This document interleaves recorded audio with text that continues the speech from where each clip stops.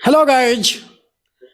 आज कल आप लोग सुन रहे होंगे, यानी 2 दिन से न्यूज़ चल रहा है कि अमेरिका ने वहाँ पे जो इंडियन है उन्हें जंजीरों में कैद करके आर्मी के प्लेन से इंडिया भेजा है। ये आप सुन रहे होंगे न्यूज़, और ये सही भी न्यूज़ है, इसमें गलत कुछ नहीं है। रही बात कि वो ऐसा क्यों भेज रहा है, तो आप एक बात सोचें, जब आप इलीगल रूप से किसी कंट्री में एंट्री करेंगे तो ये गैरकानूनी भी है और एक बहुत बड़ा क्राइम भी है। किसी भी कंट्री में एंट्री करते हैं तो इंडिया को छोड़कर, इंडिया में शायद ये इलीगल नहीं हो, इसलिए आप लोग को लग रहा होगा कि ये क्या बात हो गया, विदेश से कोई आ गया तो आ गया।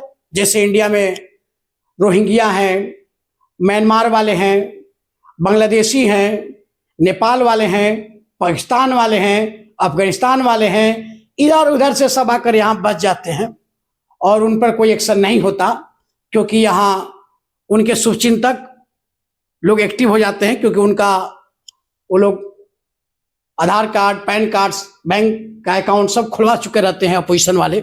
यानी कुछ यहाँ पे शरारती तत्व हैं जो पैसे पर बिक जाते हैं और उसका सपोर्ट अपोजिशन पार्टी करने लगती है, जो जिनका ये वोटर बैंक होते हैं, यानी जिसका ये वोट बैंक होते हैं। लेकिन अमेरिका और किसी अदर कंट्री में ऐसा नहीं है। वहां पे आप इलीगल रूप से जाएंगे तो आज नहीं तो कल धराएंगे। अच्छा है, अमेरिका आपको यहां तक छोड़ के जा रहा है इंडिया में, और आप पाकिस्तान में होते, धरा गए होते, या तो गोली मार दी जाती, या तो फांसी पर चढ़ा दी जाती, और नहीं तो जिंदगी भर जेल में सड़ा दिया जाता आपको।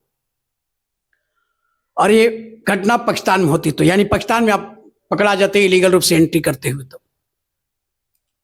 लेकिन वहां पर ये जाकर इलीगल रूप से रह रहे हैं, तो कोई भी देश में आप ऐसा करेंगे तो आपको वहां पे या तो फांसी दे देगा, या तो गोली मार देगा, या तो लाइफ टाइम जेल में रखेगा। तो धन्य कहिए अमेरिका को, जो आपको पहुंचा दे रहा है, थोड़ा बेइज्जत ही करके पहुंचा दे रहा है, लेकिन पहुंचा दे रहा है। और रही बात कि देश का पीएम वहां पे कुछ नहीं बोल रहे हैं। देश का पीएम क्या करेंगे? अगर मेरा भाई कोई जाके मर्डर कर रहा है, क्राइम कर रहा है, मोहल्ले में जाकर लड़ाई कर रहा है, और वहां वो लोग मार रहे हैं, तो हम क्या कर सकते हैं? हम जाकर छुड़ा सकते हैं, समझा सकते हैं, लेकिन ये हमेशा ऐसा हरकत करे तो हम क्या करेंगे? हम भी म्यूट हो जाएंगे, और क्या कर सकते हैं? या न्यूट्रल हो जाएंगे, छोड़ देंगे, इग्नोर कर देंगे उस हेडकर को। ठीक वहां पे यही हाल है।